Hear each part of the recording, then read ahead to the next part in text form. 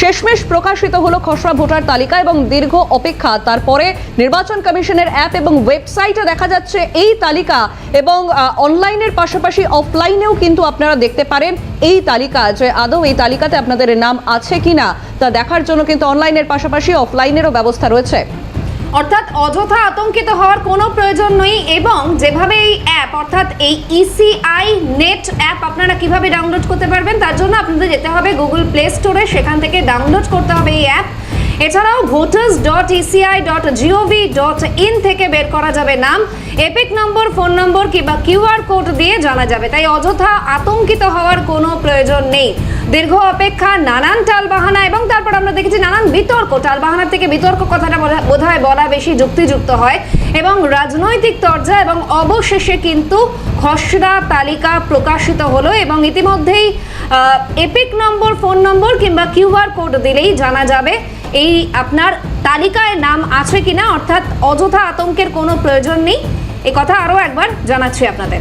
একেবারে সুতরাং আজকে মঙ্গলবার অর্থাৎ 16ই ডিসেম্বর আজকে প্রকাশিত হয়ে গেল ইতিমধ্যেই এই খসড়া ভোটার তালিকা।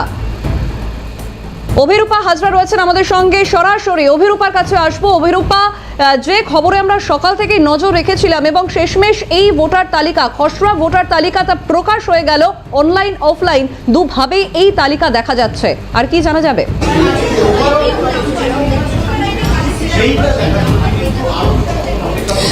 দেখো, আর কিছুক্ষণের মধ্যেই ওই ডোমেনগুলো, পাবলিক যে ডোমেনগুলো, সেই ডোমেনগুলোতে পুরো খসড়াটা পেয়ে যাবেন। অর্থাৎ জেলা ভিত্তিক, জেলাওয়ারি এবং বিধানসভা বাড়ি যেভাবে খসড়া তালিকা পাওয়া যায় ঠিক সেইভাবে খসড়া তালিকা পাওয়া যাবে, এমনটাই সূত্রের খবর। এবার কথা হচ্ছে যে এই যে ইসিআই নেট অ্যাপের মাধ্যমে যে নিজের এপিক নাম্বার দিয়ে যে নাম দেখা যাচ্ছে সেটা নিয়ে অনেকের সংশয় সৃষ্টি হচ্ছে যে এটা 2025-এর তালিকা কিনা। এটা মনে রাখা ভালো যে 2025-এর তালিকা কিন্তু লক হয়ে গিয়েছিল এসআইআর শুরুর আগে থেকেই। আমাদের মনে রাখতে হবে 2025-এ তার যারা নব্য নাম তুলেছিলেন বা 2025 পর্যন্ত যাদের নাম ছিল সেই পুরোটাই কিন্তু লক হয়ে গিয়েছিল। গতকাল রাতে সেটা খুলে গিয়েছে, আর ভোর রাতে সেটা খুলে গিয়েছে এবং আজকে থেকে এটা দেখা যাচ্ছে।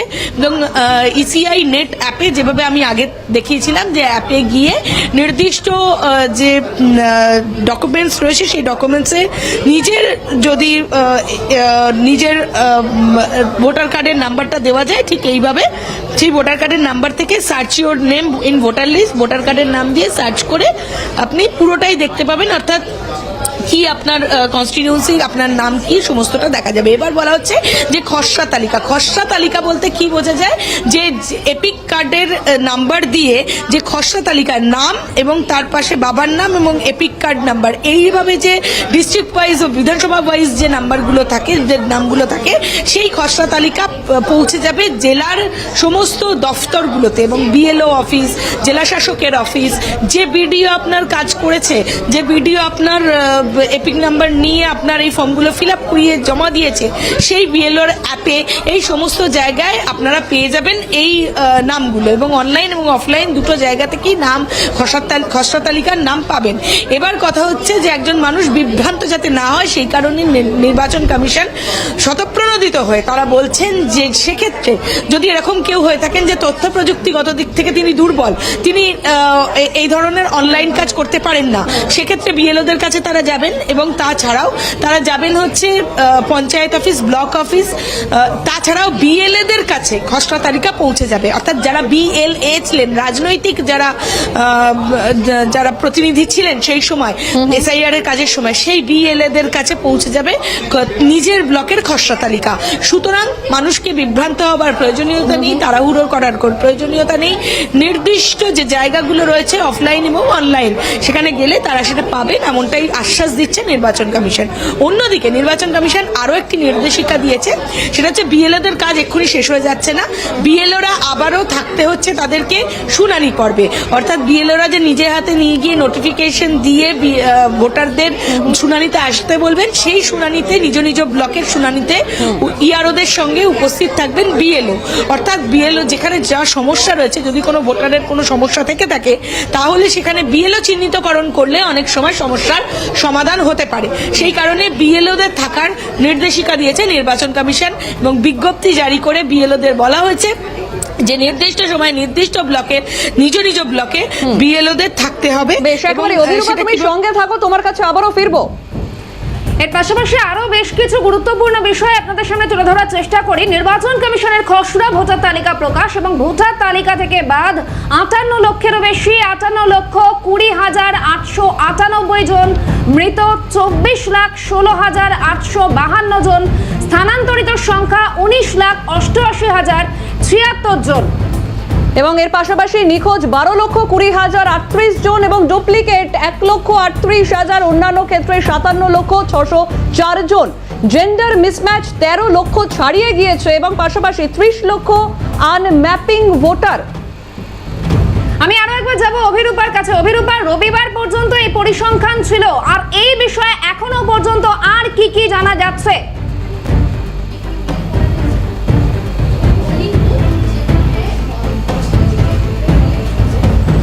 রবিবার পর্যন্ত যে তালিকা তুমি এইমাত্র পড়লে সেইটাই হচ্ছে ফাইনাল তালিকা এবং এখনো আপাতত পর্যন্ত সেটাই ফাইনাল তালিকা। এবং সেই ফাইনাল তালিকার ক্ষেত্রে যে তালিকার সময়সীমা তুমি বললে যে রবিবার বেলা 12টা পর্যন্ত যে হিসাব নিকাশ পাওয়া গিয়েছে যে মৃত ভোটার 24,16,852 জন, স্থানান্তরিত ভোটার 19,88,076 জন, নিখোঁজ ভোটার 12,20,038 জন, ডুপ্লিকেট ভোটার 1,38,328 জন এবং অন্যান্য ভোটার 57,604 জন, মোট ভোটার 58,20,898 জন। এই নামের তালিকা বাদ পড়লো, অর্থাৎ তাদের নাম এই খসড়া তালিকা থেকে বাদ গেল। কি কি খাতে বাদ গেল? বাদ গেল মৃত, স্থানান্তরিত, নিখোঁজ এবং ডুপ্লিকেট এবং অন্যান্য। এই খাতে এই এতগুলো ভোটার বাদ গেল। এই 58 লক্ষেরও বেশি, প্রায় 59 লক্ষর কাছাকাছি এই ভোটারের নাম বাদ গেল এবং তারপর নব্য লিস্ট যে তৈরি হবে সেটা 14ই ফেব্রুয়ারি প্রকাশ্যে আসবে, কথা বলাই বাহুল্য। এবং এই প্রকাশের যে তালিকা, যে 14ই ফেব্রুয়ারি যে নব্য তালিকা প্রকাশ পাবে, তার জন্য তার আগেই খসড়া তালিকা এবং এই খসড়া তালিকায় যাদের নাম রয়েছে অনেকেই, তাদের মধ্যে প্রায় 30 লাখের কাছাকাছি তাদেরকে হিয়ারিং এর জন্য ডাকতে হতে পারে বা ডাকবেন নির্বাচন কমিশন, এমনটাই নির্বাচন কমিশন সূত্রের খবর। তার কারণ হচ্ছে তারা আনম্যাপিং ভোটার, সেই আনম্যাপিং ভোটারদের ডাকা হবে এবং সেই যে আনম্যাপিং ভোটারদের যখন ডাকা হবে তখন তাদের বিএলওরা উপস্থিত থাকতে হবে ব্লকে এবং সেই শুনানি পর্বে বিএলওরা উপস্থিত থাকবেন, এমনটাই নির্দেশ দেওয়া হয়েছে নির্বাচন কমিশনের পক্ষ থেকে। সুতরাং সব মিলিয়েই বলা যায় নির্বাচন কমিশন চাইছে একটা নির্ভুল তালিকা তৈরি করতে। তার জন্য যা যা পদক্ষেপ তাদের নেওয়া উচিত সেই পদক্ষেপ তারা গ্রহণ করছেন। আপাতত এই খসড়া তালিকার দিকেই সকলের নজর এবং মানুষকে বিভ্রান্ত হতে বারণ করছে নির্বাচন কমিশন। নির্বাচন কমিশন বলছেন অফলাইন অনলাইন দুভাবেই তারা দেখতে পারবেন এবং নিজেদের নাম রয়েছে কিনা এই খসড়া তালিকায়। এবং তাছাড়াও বিএলওরা যখন নোটিশ দিতে যাবেন সেই নোটিশ অনুযায়ী নির্দিষ্ট সময়ে নির্দিষ্ট হিয়ারিং এ তারা উপস্থিত থাকলে, এমন নয় যে জোর করে ডকুমেন্টস থাকলে বাদ দেওয়া হবে নাম, ডকুমেন্টস থাকলে একেবারে অভিরূপা তুমি সঙ্গে থাকো। অর্থাৎ নির্বাচন কমিশনের তরফে যেমনই জানানো হচ্ছে যে আতঙ্কিত, অর্থাৎ অযথা আতঙ্কিত হওয়ার কোনো কারণ নেই এবং যাদের নাম বাদের তালিকায় রয়েছে তাদের মধ্যে কেউ যদি অবৈধ ভোটার হন তবে তাকে কি করতে হবে, এ বিষয়ে আমি অভিরূপার কাছে জানতে চাইবো যে অভিরূপা, যাদের নাম বাদের তালিকায় রয়েছে তাদের মধ্যে যদি কেউ বৈধ ভোটার হন তাদেরকে কি করতে হবে?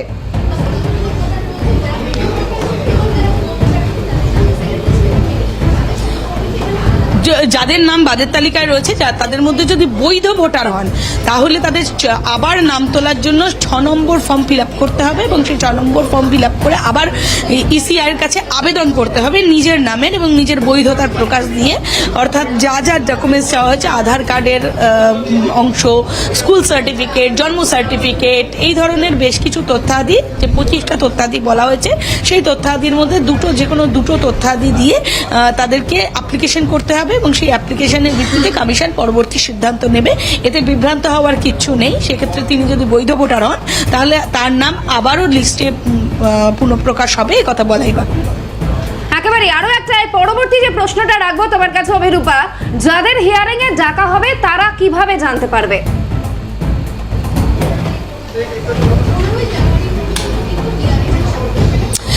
হ্যাঁ, এবার হচ্ছে হিয়ারিং এ যাদের ডাকা হবে তারা কিভাবে জানতে পারবে। দেখো, হিয়ারিং এ যাদের ডাকা হবে তাদের বাড়ি বাড়ি গিয়ে বিএলওরা নির্দিষ্ট নোটিশ পাঠিয়ে দেবে। সেই নোটিশ পৌঁছে দিয়ে আসবে এবং সেই নোটিশে লেখা থাকবে কবে থেকে কোথায়, কবে কখন কোথায় তাকে যেতে হবে এবং কি কি ডকুমেন্টস তার নিয়ে যেতে হবে। এই সমস্ত নিয়ে যেতে, সেই জিনিসপত্র নিয়ে যেতে হবে, উপযুক্ত ডকুমেন্টস, তার সঙ্গে তিনি নিজে যাবেন নির্দিষ্ট সময় নির্দিষ্ট জায়গায়। এবার বলে রাখা ভালো, যেখানে তিনি যাবেন অর্থাৎ ডিএম অফিসে বা ব্লক অফিসে, যেখানেই তাকে ডাকা হোক না কেন, সেখানে তিনি বিএলও নোটিশ মারফত যাচ্ছেন। গিয়ে তাকে একজন ইআরও যার আন্ডারে 10 জন এইআরও থাকবেন, সেই একজন ইআরও এবং 10 জন এইআরওর সাহায্যে তিনি তার শুনানির প্রক্রিয়াটা চালাতে পারবেন। এতেও আতঙ্কের কিছু নেই, এমনটাই জানাচ্ছে নির্বাচন কমিশন বলছে যদি তার ভাষাগত কোনো সমস্যা থেকে থাকে। একেবারে অভিরূপা পাশাপাশি একাধিক প্রশ্ন উঠে আসছে, যেহেতু সেক্ষেত্রে যে তারিখে ডাকা হবে, বাই এনি চান্স যদি সেই তারিখে ওই ব্যক্তি উপস্থিত থাকতে না পারেন বা যেতে না পারেন, সেক্ষেত্রে পরবর্তী পদক্ষেপে তিনি কি করবেন, এ বিষয়ে কি জানা যাচ্ছে?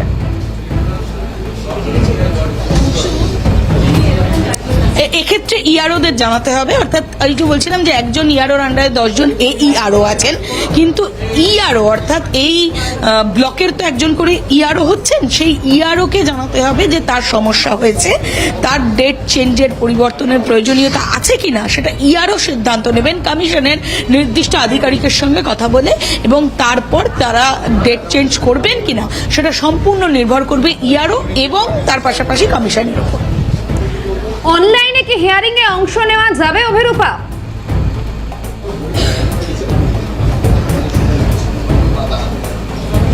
হ্যাঁ, অনলাইনে অংশ নেওয়া যাবে কিনা সেটা এখনো পর্যন্ত স্পষ্টভাবে কিছু বলা হচ্ছে না। তবে বলা হয়েছে যদি কোনো মানুষের অসুবিধে থেকে থাকে, শারীরিকভাবে যদি অসুবিধা হতে পারে বা সামাজিকভাবে যদি কোনো অসুবিধা থেকে থাকে, তাহলে সেটাও ইআরওকেই জানাতে হবে এবং সেই ইআরও পরবর্তীকালে সিদ্ধান্ত নেবেন। সেটা তার কমিশনের যে কর্তা রয়েছেন, যিনি দায়িত্বে রয়েছেন, সেই সব কর্তাদের সাথে কথা বলে তারা সিদ্ধান্ত নেবেন। তবে আপাতত নোটিফিকেশন গেলে নির্দিষ্ট সময় নির্দিষ্ট জায়গায় উপস্থিত থেকে হিয়ারিং করাটাই শ্রেয় বলে মনে করছে কমিশন। বেশ, একেবারে আর অভিরূপা, আপাতত তোমাকে ধন্যবাদ। আমাদের সঙ্গে সরাসরি ছিলেন প্রতিনিধি অভিরূপা হাজরা। সুতরাং একাধিক প্রশ্ন যেগুলো খুব স্বাভাবিকভাবে সামনে আসছে, সেই প্রশ্ন বা সেই সমস্যার সমাধান কিভাবে সম্ভব হবে তা কিন্তু ইতিমধ্যে অভিরূপা আমাদের জানালেন।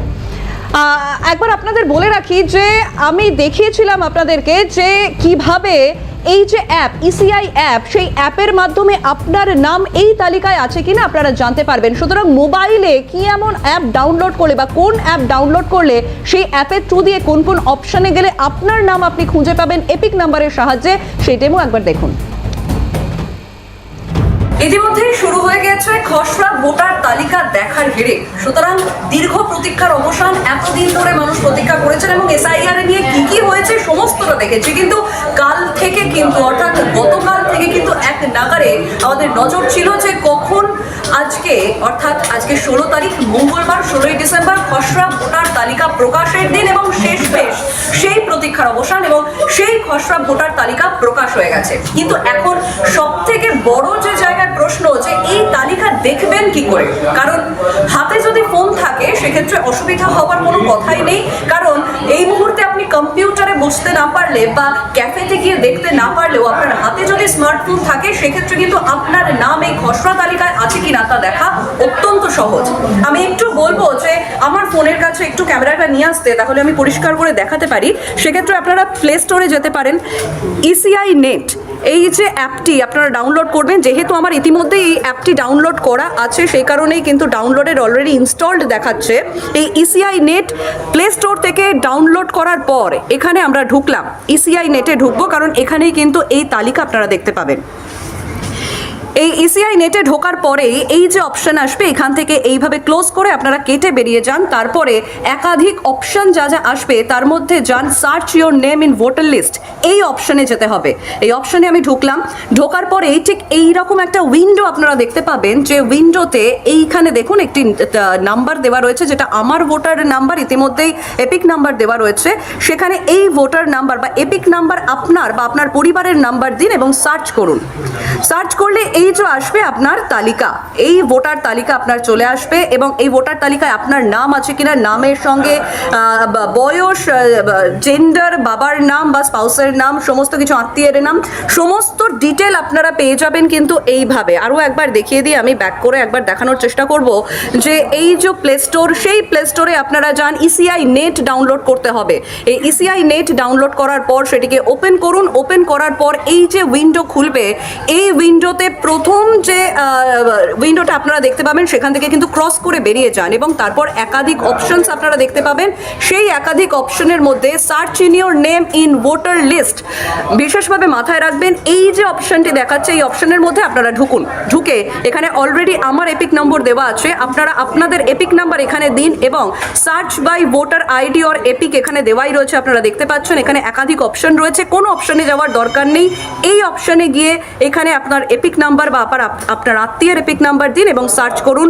সার্চ করলেই সঙ্গে সঙ্গে কিন্তু আপনার কাছে এই সার্চ রেজাল্ট চলে আসবে, আপনার পুরো ডিটেল চলে আসবে এবং সেই ডিটেল চলে আসবে যে আপনার নাম আদতেও আপনার ভোটার তালিকায় নাম আছে কি না এবং সেই নামের ডিটেল সেখানে কিন্তু চলে আসবে। সুতরাং এখন এই মুহূর্তে কিন্তু সবথেকে বেশি প্রয়োজন হচ্ছে যে আমার বা আমার আত্মীয়ের নাম এই খসড়া তালিকায় রয়েছে কিনা সেটা দেখার। সুতরাং যদি আপনি ট্রেনে বাসে থাকেন, যদি আপনি রাস্তায় থাকেন, এই মুহূর্তে পসিবল নয় কম্পিউটারের সামনে বসা বা আপনার ক্যাফেতে গিয়ে এই নাম সার্চ করে দেখা, হাতে রয়েছে স্মার্টফোন, সুতরাং কোনো অসুবিধা নেই।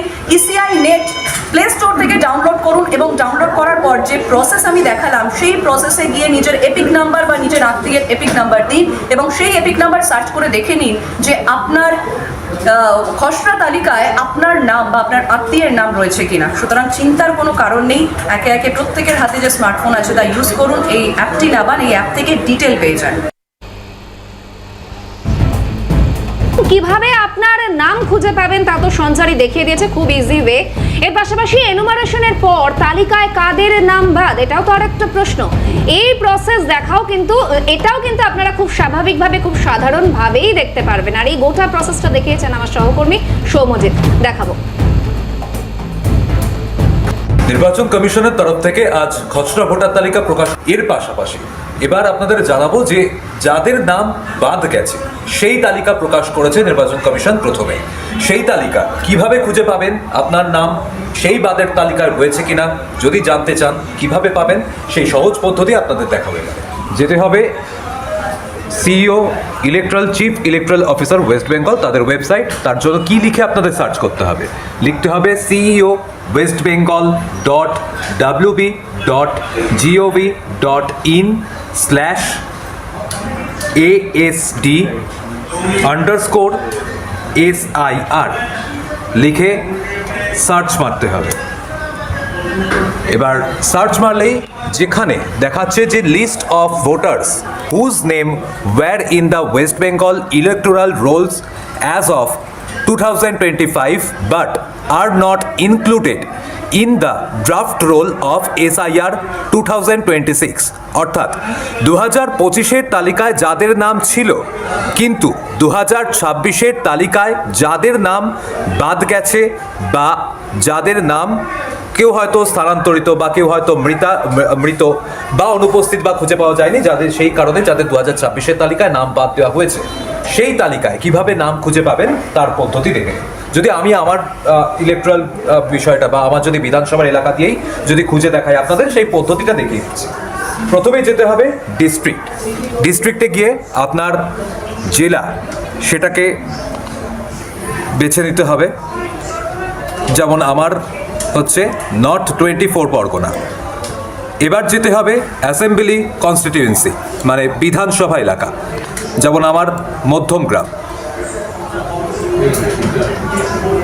এই যে মধ্যমগ্রাম 118 নম্বর মধ্যমগ্রাম সিলেক্ট করলাম।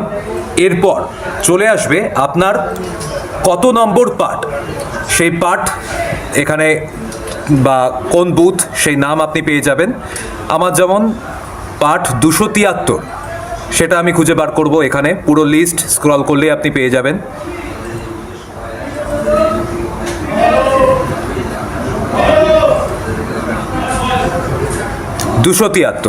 আবার এই হচ্ছে বুথ নম্বর, বুথ নাম। এবার চলে আসবো আমি ডাউনলোড অপশানে, ডাউনলোড করলাম পুরো PDF খুলে গেল। এবার পুরো তালিকা আমার সামনে বেরিয়ে এলো, কাদের নাম বাদ গেছে সেই তালিকাটা। এবার কিভাবে বাদ গেছে পুরোটা বিস্তারিত আপনাদের জানাবো। এখনো পর্যন্ত কতগুলো নাম এই পার্ট থেকে বাদ গেছে? টোটাল 76টা নাম বাদ গেছে। কি কারণে বাদ গেছে? কাউকে হয়তো খুঁজে পাওয়া যায়নি, কেউ অনুপস্থিত, কেউ স্থায়ীভাবে স্থানান্তরিত, বা কেউ মৃত। এই কারণে এই 76টা নাম বাদ গেছে। এই তালিকার মধ্যে থেকে আপনি আপনার নাম আপনার এপিক নম্বর দিয়ে খুঁজে নিতে পারবেন। এইভাবেই আপনি সহজ উপায়ে এই বাদের তালিকায় কোনোভাবে আপনার নাম রয়েছে কিনা আপনি আপনার বিধানসভা, আপনি আপনার জেলা ধরে, বুথ নাম ধরে এইভাবেই আপনি সহজ পদ্ধতিতে বার করতে পারবেন। এই হলো সহজ পদ্ধতি, বাদের তালিকা থেকে নাম বাদ পড়া, সেই নাম খুঁজে পাওয়ার পদ্ধতি দেখালাম আপনাদের। আমরা দেখছিলাম যে সৌমজিৎ আমাদের সহকর্মী, তিনি দেখাচ্ছিলেন যে যেভাবে নাম বাদ যাওয়ার তালিকা আপনারা খুঁজে পাবেন তা অত্যন্ত সহজ, এবং তার পুরো ডেমো ইতিমধ্যেই কিন্তু সৌমজিৎ দেখিয়ে দিলেন। এবার আমরা একটু নজর রাখি যে খসড়া তালিকা আলিপুরদুয়ারে বাদ 95,000-এর নাম আজ প্রকাশিত হয়েছে। এসআইআর এর খসড়া তালিকা এবং কমিশনের ওয়েবসাইট থেকে মিলবে এই তালিকা। বিস্তারিত জানবো, বিশ্বজিৎ রয়েছেন আমাদের সঙ্গে। বিশ্বজিৎ, এই মুহূর্তে বিশ্বজিৎ চক্রবর্তী রয়েছে। বিশ্বজিৎ, কি খবর পাওয়া যাচ্ছে, কি আপডেট রয়েছে?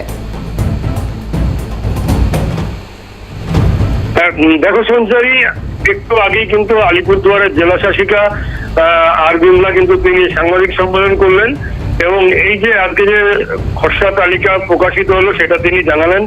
এবং যেটা জানা গেল ওনার মারফতে যে 95,286 জন মোট এতগুলি নাম কিন্তু আলিপুরদুয়ার জেলার থেকে বাদ গিয়েছে। এবং যেটা উনি আরো বিস্তারিত ভাবে যেটুকু বললেন যে এর মধ্যে মৃত এবং স্থানান্তরিত ভোটাররা রয়েছেন। এবং এর পাশাপাশি তিনি যেটা অভয় দিলেন যে যাদের অভিযোগ আছে এইসব বিষয় নিয়ে যে নাম বাদ গিয়েছে, নাম থাকতে পারে বা ন্যায্য নাম বাদ গিয়েছে, তাদের কিন্তু আগামী 1 মাস সময় রয়েছে, তার মধ্যে কিন্তু তাদেরকে ফর্ম 6 দিয়ে বেশ বেশ বিশ্বজিৎ, তার মানে হচ্ছে যে অযথা চিন্তার বা আতঙ্কের কোনো কারণ নেই, পর্যাপ্ত ব্যবস্থা নেওয়া হবে পরবর্তীতে যদি কোনো সমস্যা থেকে থাকে। আপাতত ধন্যবাদ।